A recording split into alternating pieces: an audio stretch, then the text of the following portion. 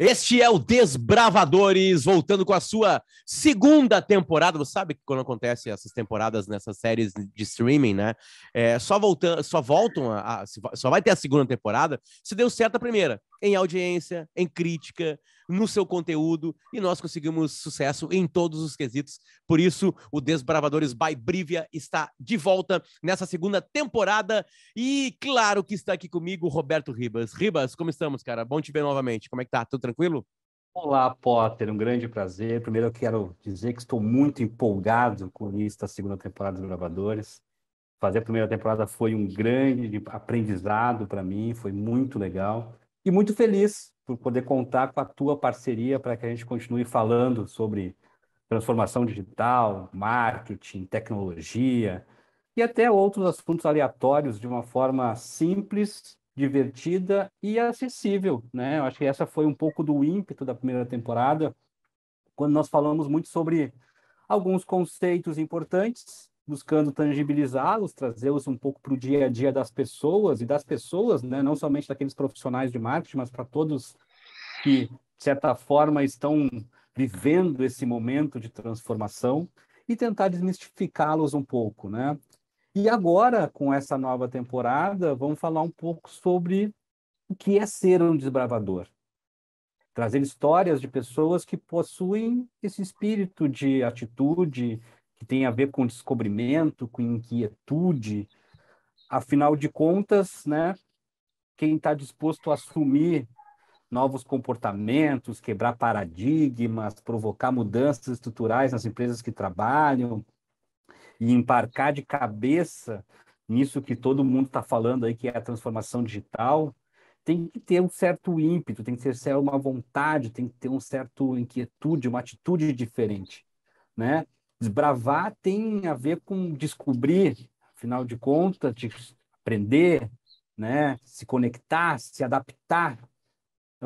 Quando a conexão, acho que é uma palavra super importante nesse contexto, né? Afinal de contas, quando os descobridores da América encontraram aqui um novo mundo, conectaram esse novo mundo com a Europa, né? A Europa influenciou esse novo mundo influenciou a cultura da Europa naquele tempo, então tem muito a ver com isso, né? Desbravar tem a ver com descobrir coisas novas.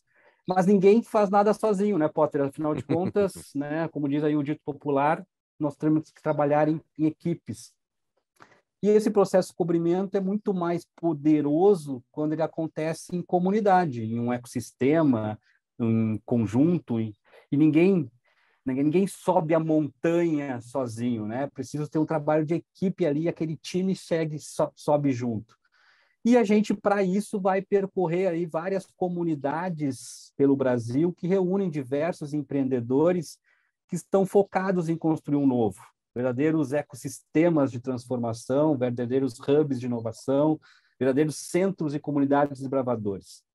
E para abrir a nova temporada, a gente tinha que trazer aqui alguém com esse senso, com esse ímpeto, né? E vamos conversar com o Henrique Frank, que está aqui conosco, um dos poucos brasileiros a ter subido o Monte Everest, sim, aquela montanha que fica lá no Tibete, que tem 8.848 metros, e mais do que isso também subiu o Manaslu, que é uma das da oitava maior montanha do mundo, né? E que assumiu para a vida uma missão, que é inspirar as pessoas e acreditarem nos seus sonhos, desafiarem a alcançá-los. Bem-vindo aos Desbravadores, o Desbravador Henrique. Tudo bem contigo? Tudo bem, Ribas, tudo bem, Potter? Obrigado pelo convite, é uma honra estar conversando com vocês aí sobre desbravar um pouco do meu mundo, depois de ter aprendido tanto na primeira temporada, poder fazer parte aí desse processo junto com vocês. Um pouquinho de bastidores, tá? O Henrique mandou uma mensagem para o Ribas através do LinkedIn, né, do LinkedIn, né, dizendo que escutou os Desbravadores da primeira temporada, onde a gente estava dentro da Brivia ali, né, buscando a galera da Brivia para explicar novos conceitos, porque a Brivia quebrou paradigmas, a Brivia faz a publicidade e o marketing de uma maneira diferente, pensando no cliente de uma maneira diferente, né? Tirando um pouquinho do que é ser um cliente, como é que uma empresa lida com o seu público, digamos assim. E o Henrique escutava o programa e disse que tirou algo para o mundo dele disso aí. Eu fiquei muito curioso, Ribas, quando ele falou isso, assim, porque eu queria saber exatamente o que eu e o Ribas e a galera da Briva te ajudamos, entendeu? Em cima de uma montanha onde teus dedos estão congelando, onde a respiração está absolutamente rareada, né? O que exatamente isso tirou da primeira temporada, assim, que é exatamente o que a gente queria, né? Chegar em quem não é exatamente desse meio, da publicidade e marketing. Mas, assim, Henrique, fiquei muito, muito, muito curioso mesmo, Henrique. O que tirou, o que prestou na tua vida, né, desbravador, o que a gente falou na primeira temporada aqui do Desbravadores? Acho que tudo, porque entrou num mundo que eu estava conhecendo. Então, o meu mundo era engenharia, aos poucos migrou para montanha, e como eu conversava com o Ribas outro dia, eu me descobri empreendendo, coisa que eu jamais tinha pensado. Eu me formei em engenharia, eu queria ser, cara, empregado de uma empresa de engenharia quando eu entrei na faculdade, e fui durante um bom tempo. E quando eu vi, eu estava empreendendo e eu precisava me divulgar as minhas expedições, divulgar o projeto 148000 e vender, então, também, porque também faz parte desse processo. Uma das etapas dessa minha missão de inspirar as pessoas é levar pessoas junto comigo, porque eu acredito que o montanhismo é para todo mundo também, assim como descobrir com os desbravadores que o marketing também está na vida de todo mundo. Eu acredito que a montanha é para todo mundo. E acho que foi o Desbravadores me inseriu, né, um pouco nesses conceitos que eu estava descobrindo e penando bastante, e me ajudou bastante nesse processo ao longo do ano passado. Bom, check, Ribas, check, porque é exatamente o que a gente queria. Exatamente o que a gente queria. E nessa segunda temporada a gente quer ouvir histórias, a gente quer aprender. Né? Porque aparentemente foi. O Henrique, a gente recoloca, a gente completa o círculo agora aqui. A primeira temporada é meio para explicar o que está acontecendo hoje no marketing e na publicidade, né? Novos conceitos, novos jeitos de agir, né? A segunda temporada é sair do nosso bolo, né? Sair da nossa turma, abrir a porta e ir para a rua, porque é isso que faz uma agência. E tô chamando de agência só para ficar melhor na voz, tá, Ribas? Eu sei que não é uma agência, a Briva é uma outra coisa. Mas ouvir história, porque eles não conseguem fazer um trabalho, Henrique, sem... Eu falo eles porque eu não estou no dia a dia deles, né? Eu estou no Desbravadores. Sem ouvir a empresa. Sem ouvir que não procurou. Né? Tem que se ouvir. E aí, como tu quis também ser empreendedor no 14.8 mil mais, é engraçado isso, porque a gente meio que completa, a gente te procurou para te dar pra gente, né? Força para a gente seguir, e tu mesmo assim, e tu tirou força do que a gente estava falando para tocar um outro processo na tua vida, que é vender a tua ideia, que é colocar pessoas para realizar, sentir as mesmas coisas que tu, sabe? É um círculo que se completa, assim, achei muito interessante isso. Se retroalimenta, né? Eu acho, Potter. Eu acho que eu me encontrei muito ensinamento, e quando eu busquei o Ribas, eu mandei aquela mensagem para ele, foi mais pedindo ajuda. E quando eu vi, de repente, ele devolveu a bola e disse: Rick, acho que, tipo, compartilha a tua história com a gente. Então, é muito legal esse processo, assim, de fazer a quatro mãos. E aí, Henrique, vamos compartilhar essa história? Vamos falar um pouco sobre o que Tu começou dizendo assim, pô, eu era um engenheiro, né? Então, eu queria trabalhar como colaborador de uma empresa, fazendo meus cálculos, fazendo as minhas, né, usando meu Excel ali, feliz da vida. E de uma hora para outra você resolveu subir a montanha, fez com que isso se tornasse o teu dia a dia, a tua profissão. Me conta um pouco aí o que gerou essa vontade, porque sim, não dá para acreditar que tu, assim, vou subir a montanha de 8.000, vou passar lá a menos 50 graus, vou sofrer com a vontade, assim, tipo, ninguém quer isso, né? Não foi bem de uma hora para outra, assim, foi um processo, eu acho, assim, como foi um processo me ver empreendendo, subir a montanha foi um processo, assim, desde do Henrique menininho lá, 6 anos de idade, no interior do Rio Grande do Sul, que viu uma reportagem dos primeiros brasileiros e sequer acreditei que era para mim, então eu brinco que foi o sonho esquecido, porque eu vi, gostei e disse não é para mim, na ingenuidade da criança de 6 anos de idade. E ao longo da vida, eu fui me encontrando com essa coisa que eu sempre fui apaixonado, que é a natureza, o esporte, a aventura, e seja através do escotismo, seja viajando, até que lá por 2011, 2012, eu tive a oportunidade, fui convidado para escalar em rocha com alguns amigos, aí perto de Porto Alegre, e me apaixonei por isso. Só que ao mesmo tempo, cara, eu estava seguindo o fluxo normal da vida, digamos assim. Eu estava terminando a faculdade, me formei, fui convidado para trabalhar em Alagoas, mas a escalada como hobby nunca deixou de fazer parte. Pelo contrário, assim, quando eu fui morar em Alagoas, ela entrou ainda mais na minha vida porque virou uma válvula de escape. Então, cara, era um mundo muito diferente. E era minha válvula de escape nos finais de semana, era escalar, até que em 2014, mais ou menos, eu fui para o Rio de Janeiro escalar lá no Pão de Açúcar, e naquela oportunidade uma amiga me deu um livro sobre um brasileiro que tinha escalado o Everest. E daí aquela memória de criança voltou, e eu falei, cara, eu estou escalando, estou fazendo, por que não?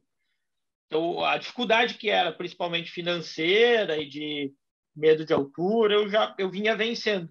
Eu falei, cara, vamos pensar sobre isso. E daí eu fui para a Bolívia ter a minha primeira experiência, fui fazer um curso de escalada em gelo para entender como é que era isso, o ar rarefeito, o frio, então fazer esporte de alta intensidade por muitas horas. E me apaixonei. Eu brinco que essa viagem foi assim, os 3 primeiros dias foi o inferno, foram os piores dias da minha vida, e os outros 7 dias foram os melhores dias da minha vida, assim, porque depois que eu venci o processo de aclimatação, que o meu corpo se adaptou, que a dor de cabeça passou, que eu consegui fazer o corpo voltar a funcionar normal, eu me apaixonei pelo esporte, voltei, fui escalar o Aconcagua, que é a montanha mais alta da América, e quando eu desci da Aconcagua, eu falei, cara, é isso que eu quero fazer. Então, o mundo da engenharia para mim já estava meio nebuloso, uma pressão que eu não queria, estava mais perto do que eu dizia para mim quando eu tinha meus 18, 19 anos, que eu não queria para minha vida, que era ficar preso dentro do escritório. Eu estava mais perto disso do que eu eventualmente queria, porque quando eu era mais novo, eu não tinha certeza do que eu queria para minha vida. Eu sabia o que eu não queria, que era ficar preso dentro do escritório. E eu estava mais perto disso. Daí a montanha me apresentou de volta ao mundo. Eu falei, cara, é isso que eu vou fazer. E enxerguei o Everest como um grande objetivo que poderia me propiciar isso naquele momento. E passei a encarar minha vida nisso. Assim. Falei, cara, vou ir para o Everest. E daí sentei para planejar. Isso era janeiro de 2017. Falei, vou montar um projeto, vou atrás de patrocínio, porque um monte de gente vai querer me patrocinar. E daí chegou em abril, eu não tinha um projeto. Eu uso a data de abril porque era exatamente um ano antes da data que eu tinha previsto ir, abril de 2018. Ou seja, um ano antes eu não tinha um projeto, eu tinha um monte de gente me dizendo que eu era louco e que na verdade, eu queria me matar e outras coisas mais. E vários nãos, né? Que diziam, cara, beleza, muito legal, vai lá, mas eu não vou pôr o nome da minha empresa nisso. Boa sorte.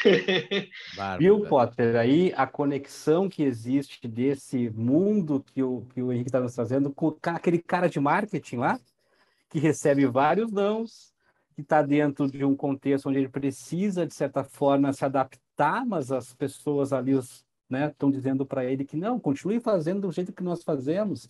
Nós estamos há 30 anos lucrando dessa forma, vamos seguir vendendo os mesmos produtos, qualificando o nosso processo produtivo. Isso vai nos levar, né, para mais 30 anos de evolução. E aí, né, e também a relação que o Henrique teve naquela viagem lá dos 3 dias de sofrimento, mais os 7 dias, né? Quando a gente se depara com um processo de transformação, a gente tem né, todas as resistências do mundo contra nós, né? A gente encontra várias dificuldades nesse processo, principalmente quando nós estamos falando de transformação digital, que tem muito envolvimento de cultura, tem muito envolvimento de fazer diferente aquilo que se faz há muito tempo, de mudar o que é padrão já. E aí, obviamente, isso geram dores, geram sofrimentos, que, obviamente, se a gente conseguir passar por esse processo, né, inicial de sofrimento, a gente vai conseguir ter depois os 7 dias melhores da vida ali, conforme o Henrique trouxe, né? Eu acho que é legal essa conexão desse aventureiro com desbravadores que nós somos nós aqui do marketing, tentando construir o novo, tentando transformar o mundo, né? E Henrique, é engraçado, né? Que para conquistar o mundo tem que passar pelo The Strongest, né?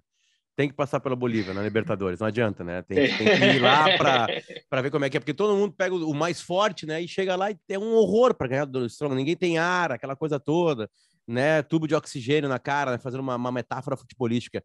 Henrique, a gente vai tentar, eu acho que o ouvinte, o cara que tá aqui nos Desbravadores, ela que tá aqui com a gente, ela tá ouvindo a gente e tá assim, e entende que tem metáforas como essa que o Ribas fez. Entende que isso vai tirar, porque assim, a tua história de ir para o topo do mundo e o esforço disso é uma história que é o que tu quer contar hoje, né? Tu quer falar assim, cara, vem comigo, né? Claro, tem testes, tem algumas capacitações para fazer isso, não é só chegar e caminhar, né? Não é uma caminhada, é uma coisa bem mais complicada que isso, mas tu tá num projeto, né, que tu tá convidando as pessoas para irem contigo. Eu sei que isso deve bater muita curiosidade, porque, tipo assim, vamos lá, eu não tenho sonho, mas, tipo assim, porra, é um baita de um projeto pra entrar na vida, né? Cara, eu vou escalar o Everest, porque, tipo assim, o meu corpo tem que estar preparado antes, a minha mente tem que estar preparada, daqui a pouco eu tenho que passar pelo The Strongest, né? Quem são essas pessoas que podem subir a montanha contigo? Quem é que tá convidando para ir junto contigo? Quem que vou melhorar a pergunta. Quem pode subir a montanha contigo? Eu acredito piamente que todo mundo. E acredito que todo mundo deveria subir uma montanha. Eu não digo Everest. O Everest é uma montanha, cara, com mais de 8.000 metros. É uma montanha super difícil. É um projeto super ousado. São 2 meses de expedição. Então, não é todo mundo que tem esta disponibilidade de tempo. E foi uma das coisas que me fez embarcar de vez na engenharia. Foi, cara, eu preciso dessa disponibilidade de tempo. Se o mundo da engenharia não quer me dar isso, o tempo é meu e é o que eu tenho.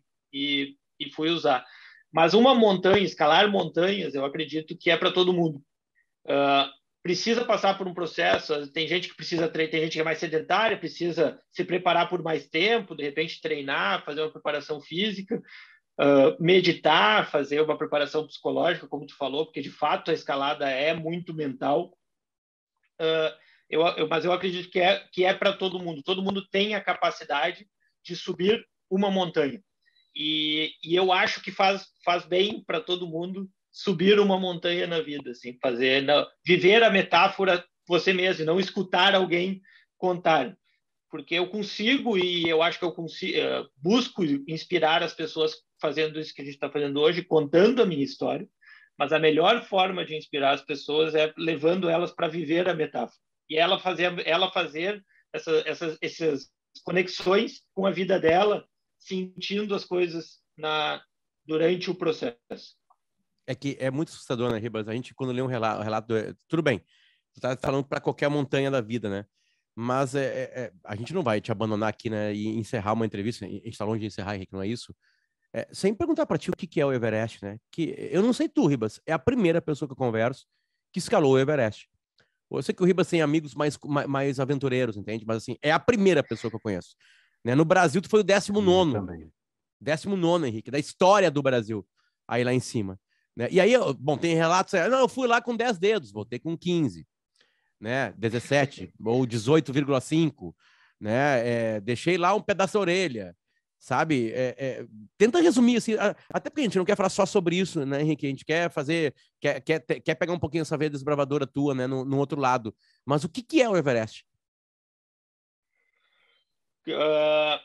É a montanha mais alta do mundo, não é hoje a mais perigosa. Tem montanhas mais perigosas, como o K2, que estão no meu projeto, mas eu ainda não instalei. Mas é uma montanha, como eu falei, são 2 meses de expedição, então que ela demanda, eu acho que como qualquer, então trazendo um pouco para a nossa vida aí do marketing e do tema dos desbravadores, é uma montanha que ela te demanda estar imerso. Então, quando eu fui, eu deixei um dos motivos de eu deixar a engenharia porque eu queria estar pleno naquele momento, estar com o meu foco todo naquilo, porque eu acho que isso é muito importante para escalar, porque é uma montanha super perigosa.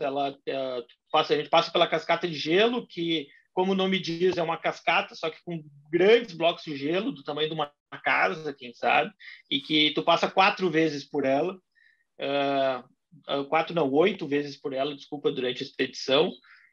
Por exemplo, eu passei 8 vezes, nenhuma vez eu fiz exatamente o mesmo caminho, porque ela tinha mudado, ou seja, blocos tinham rolado.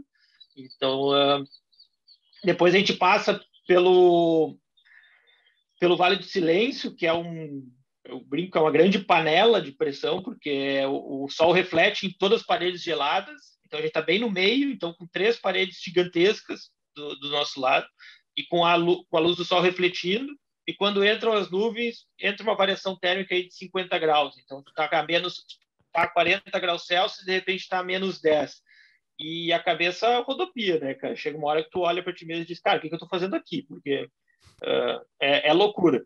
E eu acho que assim, o dia mais intenso para mim não foi o dia de cume, eu acho. Acho que foi o último dia antes de eu sair do acampamento base para ir para a última investida. Então, o dia que eu saí para ir para o nosso ciclo de cume, que a gente chama, que foi o dia que eu conversei com os meus pais e entendi que eu ia entrar na zona da morte, que é a zona acima dos 7.800 metros, que leva esse nome porque é o local onde, cara, se tu ficar parado fazendo nada, só se te alimentando e te hidratando, tu vai morrer em alguns dias, porque teu corpo consome mais energia para ficar vivo do que tu consegue repor. E quando eu entendi isso e conversei com os meus pais, eu falei, cara, tipo, muita gente pergunta, pensou em desistir? Pensei várias vezes. Nessa vez, cara, foi a hora que eu falei, cara, pode ser a última vez. Mas daí passa, né, por aquele processo que a gente fala sempre de ter consciência do quanto eu tinha me preparado, do quanto eu tinha treinado, de quanto eu estava pronto para fazer isso. Então, como tu fala, assim, quem é que pode escalar o Everest? Uma montanha, acho que todo mundo. O Everest, todo mundo que decidir se dedicar e viver 3, 4 anos, pelo menos, dedicado à montanha, se preparando e fazendo várias montanhas para ganhar experiência suficiente. A zona da morte demorou quantos dias? Desculpa, Ribas, que eu fiquei apavorado que... Deve ser legal uma ligação com os pais, né? Pai, mãe, seguinte, agora eu vou entrar na zona da morte, né? E uma galera... Tá, mas como é que é, meu filho? A mãe pergunta. Mãe, se eu ficar parado, só parado, eu vou morrer em alguns dias. Tipo assim, não deve ser uma ligação tranquila para os pais, né? Tu se despediu da vida com eles? Tipo assim, olha, eles tentaram tipo assim, Henrique, 7.000 tá legal, cara, volta para cá. Diz que escalou. 7.000 tá lindo. Quem é que subiu 7.000 metros? Ninguém subiu, né? Tipo assim, diz que... E aí, a partir daí, esses 4 dias são o quê?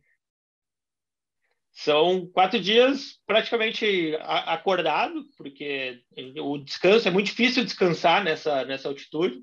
Então, acordado em atividade. Então, ciente de onde a gente quer chegar e ciente que a gente tem que ir até lá em cima e voltar. Então, tu descansa o que dá, te alimenta o que dá e segue caminhando. Então, passos muito lentos, eu brinco, é 1 passo por minuto, literalmente, um movimento de perna por minuto, mas consciente e certo do objetivo e de toda a preparação que teve antes. Na vertical. Na vertical. Mais ou menos assim, de variações de 50 a 80 graus de inclinação. Ribas. Super tranquilo, né? Estou aqui desejando isso como nunca. Estou aqui não vendo a hora. Eu vou entrar aqui no site, começar a buscar minha passagem para ir para o Nepal para poder fazer isso essa semana ainda. Muito Henrique saboroso. De Deus, cara. Aquilo assim, é incrível como eu sei que tem que esportistas assim, né? Eles conseguem. Eu vou falar uma coisa que aconteceu já na minha vida, tá? Acordei com preguiça. Tem que treinar. Acordei com preguiça. Aí, não, eu vou ficar no Instagram. Aí entrei no Instagram. Aí tá o Cristiano Ronaldo, sabe, correndo lá e fazendo não sei o quê. Eu assim, tá, porra. Né? Tipo assim. Ou uma simples foto de David Beckham. Ribas Henrique. O David Beckham sendo o David Beckham. Eu assim, o cara magrinho, cara. Olha só, como é que ele consegue? Tipo, ele tem foco. Aí eu fui pra lá.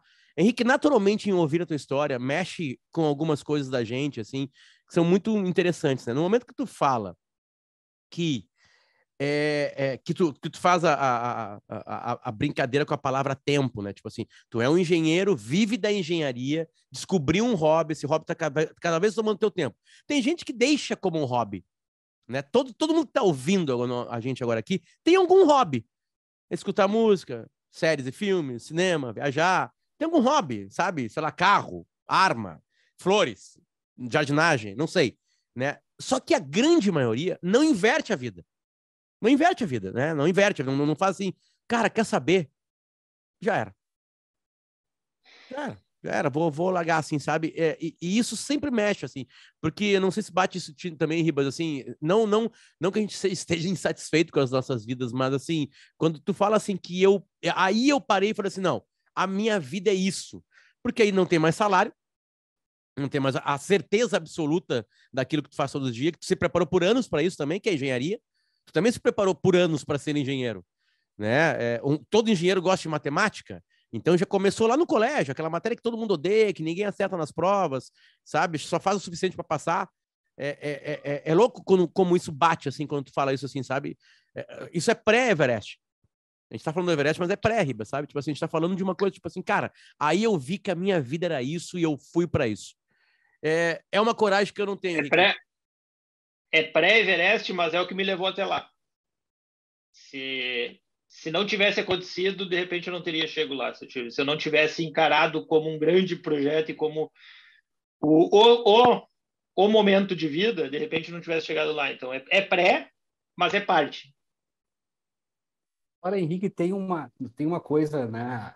Nós estamos falando aqui do teu ímpeto, né? Da tua atitude, mas assim, existe uma comunidade, né? Em volta do montanhismo, do esporte de aventura. Existe um acampamento lá. Como é que funciona essa comunidade? Como é que funciona o ecossistema? O quão importante é essa comunidade para que cada um daqueles que sobem a montanha cheguem no topo e consigam descer, né? Tranquilos não, mas consigam descer e consigam voltar, digamos assim.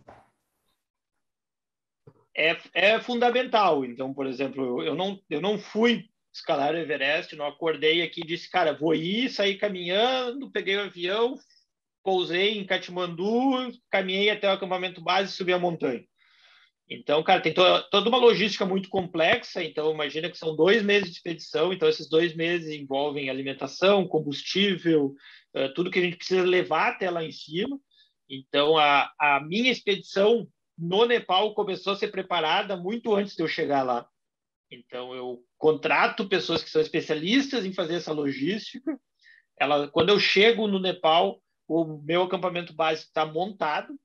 Então, eu chego lá e faço parte de uma expedição internacional, mas no nosso caso, a gente se reuniu, alguns brasileiros, e montou uma expedição brasileira.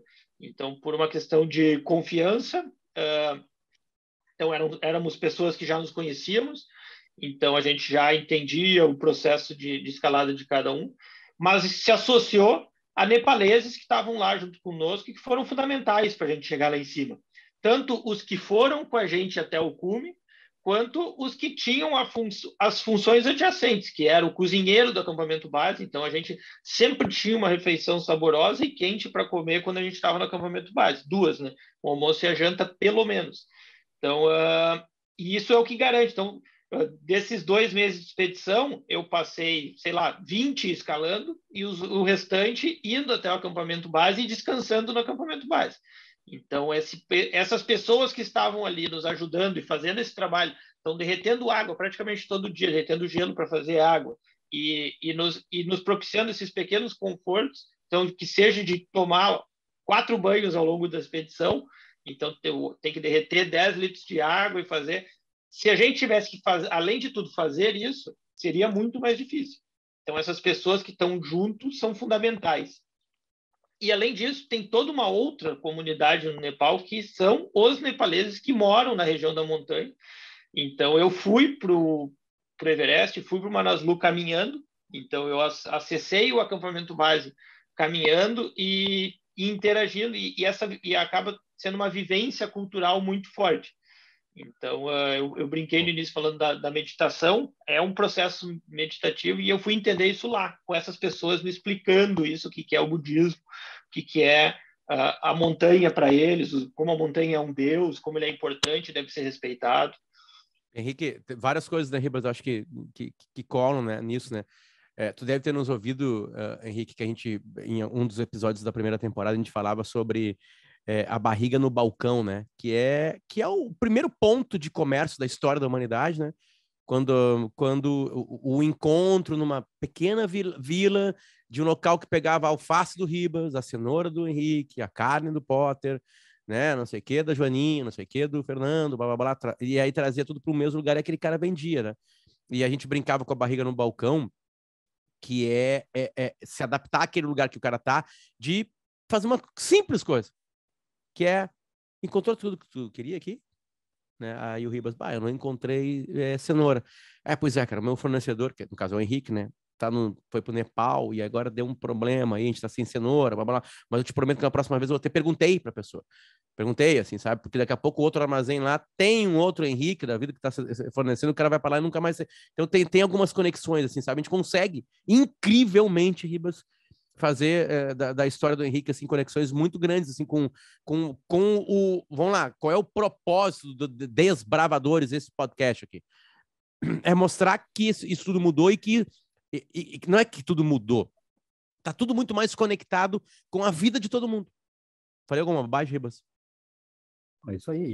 E a questão da importância da troca nesse processo, né?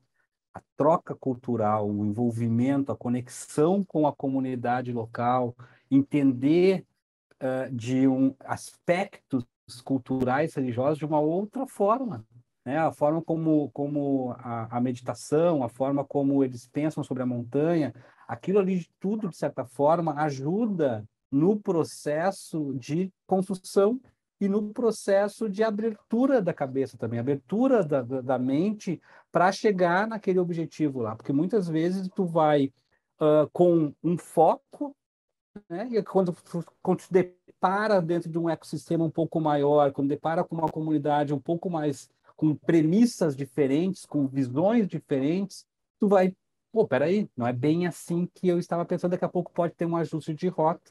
E é por isso, Potter, que a gente vai ao longo dessa temporada conversar com empreendedores em locais que proporcionam isso.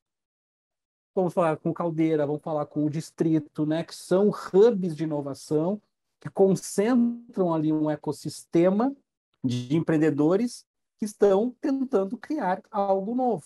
E a própria troca dentro desses ambientes ajuda num processo de construção Perfeito. como um todo. Perfeito.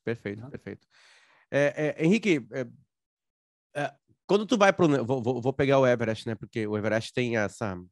Ele é pop demais, ele é muito carismático, né? Ele é uma coisa usada pra gente, a gente nem sabe, né? Tá querendo ir pro topo do Everest logo, tipo assim, né? Só tem frase, né? Vamos àquela outra maldosa frase dita no Alegrete, no interior do estado do Rio Grande do Sul, que é a frase sobre que é a seguinte: só o cume interessa. Vamos falar do cume, certo? Até porque eu tenho muita dúvida sobre o que são esses 8.000 metros. A tua viagem começa no nível do mar aqui, em Tramandaí. Quando tu chega no Nepal, tu já tá a quantos metros? Como é que é exatamente essa contagem? E tu falou assim que tem o acampamento. Vamos lá. O acampamento base, ele vai subindo junto contigo? Tu nunca mais para de subir? Tu volta toda hora? Tu sobe? Como é que é exatamente esse jogo de alturas, para eu entender? Então, resumindo um pouco a expedição, assim, a gente sai daqui, são 2 dias de voo até Katmandu, daí a gente fica em Katmandu, está mais ou menos a 700, 800 metros de altitude em relação ao nível do mar. Ótimo. E daí... Gramado, gente... Canela, sei lá, Campos do Jordão. Isso, por aí. Daí, claro, a gente faz algumas coisas ali, compra equipamentos, coisas que só tem lá, alimentos, monta o que falta da logística, pega um avião e vai para Lukla, onde não sei se você já ouviu falar no aeroporto mais perigoso do mundo. O aeroporto tem uma pista inclinada. É esse aeroporto. A expedição, a caminhada começa nesse aeroporto. Então, quando tu pousa ali, então tá a 2.800 metros de altitude. Daí tu caminha por 10 dias até o acampamento base. Então, caminha porque nesse local só passa caminhando. Então, tudo que chega ali vai até o acampamento base, ou com iaques, ou com pessoas carregando. Então, não tem outro jeito de chegar, quem sabe de helicóptero, mas como a gente precisa ser aclimatado também, a gente vai caminhando. É um trekking muito famoso, é um trekking que muita gente faz até o acampamento base e retorna. O acampamento base está a 5.350 metros de altitude. Então, para ter uma noção de referência, assim, o que são 5.350 metros de altitude, a primeira montanha que eu escalei na Bolívia, lá quando eu comecei a contar a história, tinha 5.150. Então, é um pouco mais alto do que a primeira montanha que eu escalei na minha vida. E depois a gente faz 4 investidas na montanha, 4 ciclos. Então, 3 ciclos de aclimatação. Então, a gente estabelece, ao longo desses ciclos, a gente estabelece 4 acampamentos. Então, no primeiro ciclo, a gente vai até o acampamento 1 e retorna. Depois, no segundo ciclo, a gente vai até o 2 e retorna em 3 dias. Então, a gente fica 3 dias na montanha. No primeiro ciclo, a gente fica 1 dia. No terceiro ciclo, a gente vai até o acampamento 3 e retorna em 7 dias.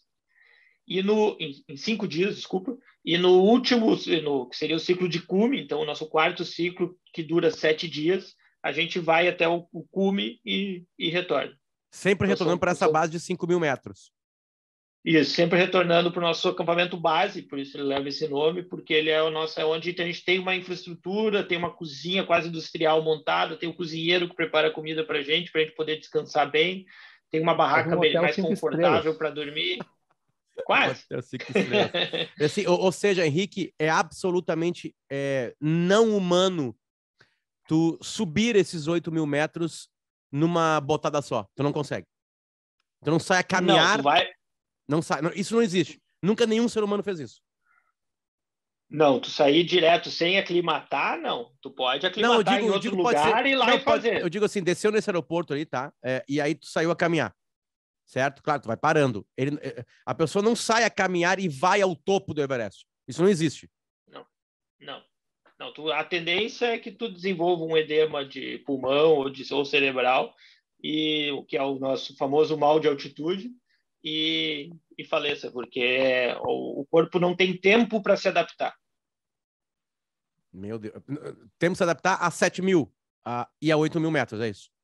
Isso. Então, cada vez que a gente volta, a gente se expõe à altitude, então o corpo sofre. Então, cada uma dessas exposições são muito sofridas, então é muita dor de cabeça, o corpo de fato sente. Para ter uma ideia, eu perdi 15 quilos ao longo da expedição. Então, o corpo de fato, ele entra em colapso. Então, quando tu te expõe, faz ele começar a tentar se adaptar e volta. E daí, nesse processo, ele se adapta. Na próxima investida, ele já entendeu que naquela altitude, como é que ele tem que funcionar. Daí tu consegue ir um pouco mais alto. Tá, e nessas investidas tu dorme. Nessas investidas, entre aspas, tu dorme. Tu se pendura na montanha e dorme. Isso, tu dorme na montanha, porque tem locais mais seguros onde a gente consegue montar alguns acampamentos. E daí, nesses locais, a gente dorme. Então, o que eu falei, que durou 5 dias o terceiro ciclo. Sim. Então, durante esses 5 dias, a gente dormiu nessas diferentes altitudes. Henrique, desculpa, cara. O Ribas, a gente tava conversando antes. Tá aí, né, cara? Tá aí nossa meta, Potter. Pô, olha só, 15 quilos, Ribas. Emagreceu o que a gente tá, né? Quilos. Tipo assim, aquela coisa toda assim, não sei, cara. Eu realmente não sei se... Eu não sei se o Everest ainda é a gente. Acho que primeiro tem o The Strongest mesmo, viu, Ribas? Primeiro tem alguma coisa menorzinha. Só 5.000 metros, Ribas, entende? Gelo, frio. Não, mas eu vou começar pelas dunas ali. As dunas de Salinas. Vou subir. Ou em Alagoas mesmo, onde o Henrique começou a ter um ímpeto maior. A loucura disso tudo que a gente está falando sobre o que é ser humano, de alguma maneira, né? No material que o Henrique mandou para a gente, que ele está convidando as pessoas para essa missão, e a missão dele é inspirar as pessoas a acreditarem nos seus sonhos e se desafiarem a alcançá-los. Claro que através do trekking e do alpinismo, né? De alguma maneira. E aí ele coloca ali, eu achei muito legal isso aqui, que são 1, 2, 3, 4, 5, 6, 7 palavras, tá? Que essa caminhada, que essa subida pode ajudar. Inspiração, serve para novos desafios. Vai vendo se tu não enxerga umas empresas aí, Ribas. e algumas histórias de seres humanos. Organização, precisa, para planejar. Disciplina, para realizar. Respeito, aí é ampla a palavra respeito, começa aos próprios limites, vai para a cultura de outro e ao outro. Então aqui tu tem que te respeitar e respeitar o que está em volta. No caso do Everest tem a cultura do Nepal lá, né? E toda a parte religiosa. Integridade física, emocional e moral. Eu quero voltar depois para moral, porque eu não sei porque a palavra está aqui. Contribuição à comunidade, aos parceiros. Perfeito. Como disse o Ribas, não faz sozinho. Hoje, aliás, ninguém faz sozinho. Ninguém faz uma empresa sozinho. Ninguém se coloca numa cidade, num bairro sozinho. Não existe mais isso. E tudo isso para a felicidade, como um meio e não um fim. Eu acho muito legal também. Essa metáfora é muito boa também, né? Tá, e aí? Chegou lá... A escalada tem que ser legal, né? A escalada tem que ser legal. Eu quero me tornar a maior farmácia de Cacequi. Entende? Tá, aí cheguei. E aí? Como é que fica lá em cima? Como é que se aclimata, não sei se existe essa palavra, lá em cima? O que faz para se manter com essa nova... Porque aí tu vai estar no outro patamar, tá no outro clima. Tipo assim, felicidade, contribuição, integridade, respeito, disciplina, organização e inspiração. Ribas, está tudo no que a gente falou na primeira temporada. E aí o cara vai e sobe na montanha mais alta do mundo, que, como ele mesmo disse, não é a mais perigosa. E aí ele tem um projeto que ele quer escalar não mais uma montanha, mas mais 13 montanhas, ou mais 12, porque 2 ele já escalou, né? Que são os 14 picos. Os 14 picos, as 14 montanhas acima de 8.000 metros. E aí, obviamente, é disso que nós estamos falando. Cheguei, mas e qual é o próximo passo? Cheguei, qual é que é o meu próximo passo? Aonde que eu vou? E aí esse processo é um processo continuado, é um processo permanente, que a gente precisa seguir. E essa aqui é o ímpeto de todos esses caras que nós queremos conversar nessa temporada, que estão aí para efetivamente ir para o próximo, pro next step, próximo passo. E tem uma coisa super legal desse, né, que eu estava comentando, Potter, que é assim, work hard, have fun.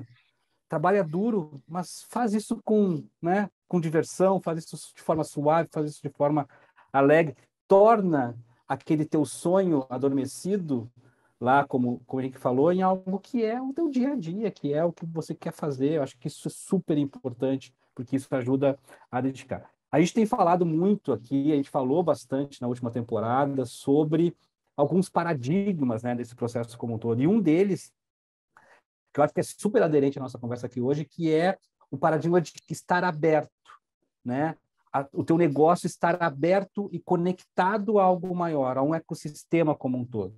A gente sai de um processo onde a gente falava de cadeias de valor, onde cada empresa tem um papel dentro de uma cadeia produtiva que sai lá da primeira geração, da agricultura, da extração, e vai passando por N indústrias até chegar na ponta num produto faturado, num produto industrializado para o consumidor, né, na gôndola do supermercado. Isso é uma cadeia de valor. Isso não existe mais, não existe, mas isso não é a tendência mais. A tendência agora são ecossistemas de entrega de valor, aonde eu não sou mais uma empresa isolada e o meu segredo de inovação está lá num departamento guardado a 7, 8 chaves e que as pessoas não podem saber no que eu estou investindo no meu processo de inovação. Não, muito pelo contrário, cada vez mais, para que eu consiga inovar, o Open Innovation, a inovação aberta, eu preciso estar conectado com outras empresas.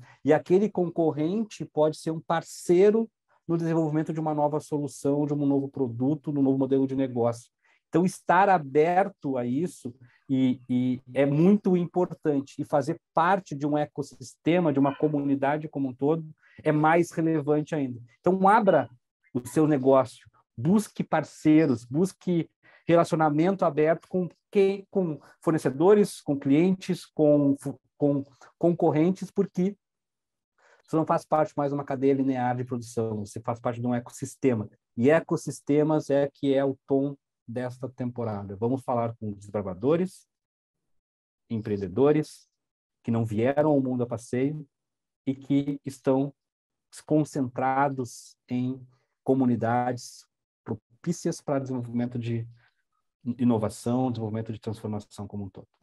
E Ribas, eu acho que o Henrique vai ouvir essa nova temporada certamente no Paquistão, né? K2 está lá, né? Nepal, ele vai praticamente morar no Nepal, né? Porque eu tô vendo aqui, eu não vou acertar nunca o nome, tá? Vamos lá, vou tentar, tá? Ele vai escalar o K2 é no Paquistão. Aí tem o Kanchenjunga, acertei? Acertou. É tão grande que tá na Índia e no Nepal. O Lhotse, no Nepal.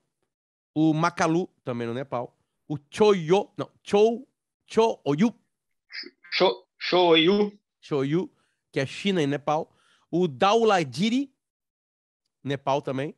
O Manaslu, Tchek, já subiu, 27 de setembro de 2019. O Nanga Parbat, também aí no Paquistão. O Annapurna, Nepal. O Gasherbrum 1, no Paquistão. O Broad Peak, no Paquistão. O Gasherbrum 2, que é um pouquinho mais baixo, alguns metros mais baixo no Paquistão. E, finalmente, na China, o Shishapangma. Isso aí. Tu bota... Às 14. Não tem internet lá no Xixapanga, né? Não tem. Bom, se bem que é na China, tu tá ferrado, né? Aqui tá ferrado. Cada vez tá chegando cada vez mais. É mesmo? Se não tem internet, como é que tu vai colocar no teu Instagram, tu chegou lá e teu story? Não, e na China, ou tu baixa um IP antes aqui no Brasil, algum outro lugar, ou tu chega lá e acabou. Eu fui pra China e cheguei lá, não, agora eu vou ver o meu Gmail. Né? Tá numa ditadura, meu cara, é outro clima aqui. Aqui é só o deles, uso deles. Ah, mas eu não tenho conta deles. Já era. Né? Henrique, cara, na real, assim, aproveitar que tu tá no nível do mar, assim, sabe? E dá vontade de ficar conversando horas sobre essas aventuras, assim, pra gente. Mas a gente agradece muito tu topar o jeito que é a conversa nos Desbravadores, né? Porque não é exatamente uma entrevista, né? Sobre como é que é subir as montanhas, mas é fazer sempre esse jogo de metáforas aí, né, que o Riba fez tão bem hoje no programa. Então, acho que a gente começou a segunda temporada muito, muito bem, Henrique. Muito, muito bem mesmo, de verdade. Queria um recado final teu, né? Vender o teu peixe, né? Como é que a gente faz? Se alguém te falou ali, Potter, a gente não vai para Annapurna, entendeu? Eu tô convidando para ti, sei lá, num rochedo aqui, pertinho de Porto Alegre, pertinho do Rio de Janeiro, sabe? Sei lá. O que é exatamente esse projeto que tu traz pessoas para subirem contigo? Então, cara, eu fico muito feliz com o convite. Eu acho que tem tudo a ver. Eu nunca tinha me olhado para mim mesmo como um desbravador, mas quando o Ribas falou, eu acho que faz todo sentido. Eu quero só complementar quando tu falou do cume e do ser feliz. Eu acho que é isso, imagina, são 2 meses de expedição e 20 minutos de cume. Então, se tu não te divertir no caminho, isso é uma tortura. e não um projeto, né? Então, é muito importante esse processo, porque tu não sabe que dia tu vai chegar no cume, isso não está planejado, porque tu depende, os fatores externos são muito grandes, então tu tem que estar curtindo o caminho. Eu fiquei 10 dias preso no acampamento base, então esperando o clima melhorar. Então, se tu não curtir esse processo, cara, vira uma tortura. Mas eu acho que é para todo mundo. De repente não o Everest, de repente não o Manaslu, o Annapurna, mas todo mundo pode subir uma montanha. Eu acredito muito nisso. E é isso. O meu convite para as pessoas e ajudar as pessoas a começar, pelo menos experimentar, viver uma experiência. Então, nessas montanhas. Então, acompanhando elas desde o início, porque eu sei que o processo é longo, então normalmente planejando aí com 6, 7, 8 meses de antecedência, muito equipamento para levar junto. Então, e viver junto, então, através das redes, o projeto 14.8000, mas também que é outra forma de se inspirar e conhecer um pouco daquela cultura desses 4 países aí que a gente visita ao longo do processo. Bom, tá marcada a próxima viagem já. A Riba, só para passar que a próxima viagem é o Lhotse, né? Lhotse, abril e maio de 2022. Isso aí, estou indo para o Equador agora dia 23, fazer um treino junto com alguns clientes de primeira viagem, algumas pessoas que nunca foram para a montanha vão comigo, a gente vai escalar 4 vulcões ao longo desse processo, então fazer essa escalada. A gente vai chegar até 6.000 metros aproximadamente. E para mim serve como treino. E depois eu volto e termino essa preparação e início de abril eu embarco para o Nepal para outra expedição de 2 meses. Bom. Cara, volta aqui, legal. Cara. Demais, Henrique, demais mesmo, cara. É inspirador. É inspirador porque Não sei tem... se falamos aí, Potter, mas o Henrique vai ser o primeiro sul-americano a escalar os 14, né? Os 14 picos mais altos do mundo. Tem só um latino-americano e o Henrique vai ser o segundo latino-americano e o primeiro sul-americano. De que país esse louco aí? Primeiro... Quem é o cara? Mexicano. Tá acostumado com as alturas, né? Na real, né? Cara, que loucura. Henrique, eu falei Frank porque é Henrique Frank.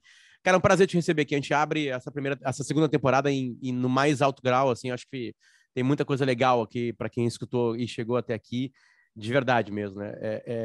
Tem uma brincadeira que eu ouvi quando eu era criança, lá na aula de geografia, que perguntaram para o professor de geografia por que a bandeira do Nepal, né, ela é diferente. A bandeira do Nepal ela não é retangular, né? Ela é como se fosse 2 triângulos, né? Um em cima do outro, assim, né? Praticamente, né? Cada um com 1 grau, né? Um quase 90, sei lá. E aí a professora falou assim, porque tem muito vento nas montanhas lá, então a bandeira fica em fiapos. Não adianta tu pendurar porque ela fica em fiapos. E aí, como ela é assim, o vento tremula e bate nela e não rasga a bandeira.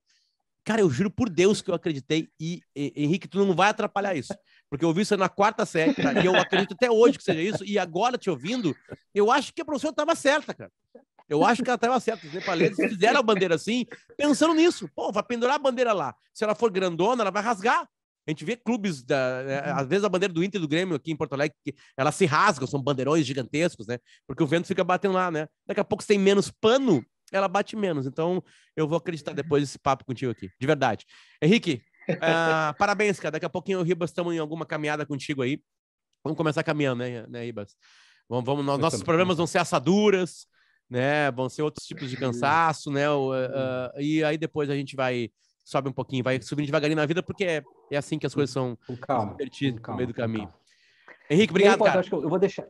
Lá, eu vou deixar uma dica aqui que o Henrique me deu, na realidade, e que eu assisti depois que eu conversei com ele, que foi um documentário Netflix que é 14 Picos, que é muito legal. Então assistam esse documentário. Fala sobre o Nins Purja, que foi um nepalês que subiu, né, fez um projeto que chamaram o projeto que era impossível ele fazer, que ele quebrou o recorde de escalar esses 14 picos no número máximo de semanas lá. Todo mundo dizia que era impossível e ele chamou esse projeto de O Projeto Possível. E é muito legal esse documentário. Assistam ele. Então fica como dica e, obviamente, a outra dica é assistam a primeira temporada e continuem com a gente para que vai ser muito legal a segunda temporada. Perfeito. Valeu aí, Henrique. Valeu. Obrigadão, cara. Valeu, volte sempre. Muito obrigado, sucesso e vou estar acompanhando, com certeza. O que o Henrique faz quando não tem internet? Ele vai ali no Spotify, bota para baixar, e na hora que ele tá subindo, ele tá ouvindo sobre, sei lá, uma história de marketing. 8.000 metros, ali, quase 7.000, a terceira investida lá, né? Aí, não, pois é, porque a empresa abriu isso aqui, fez isso aqui, contratou não sei o quê, abriu, né? O Instituto Caldeira faz isso, aquilo. Nem em São Paulo a gente tem conglomerado, ele tá lá, e ele lá, Ribas, mal com ar para ouvir. Acho que até daqui a pouco escutar alguém cansa, pode ser mortal para ti, né? É melhor tu não falar com ninguém, não falar nada. Valeu, Henrique. Ribas, tamo junto, cara. Essa temporada vai ser demais. Até mais. Tchau. Tchau.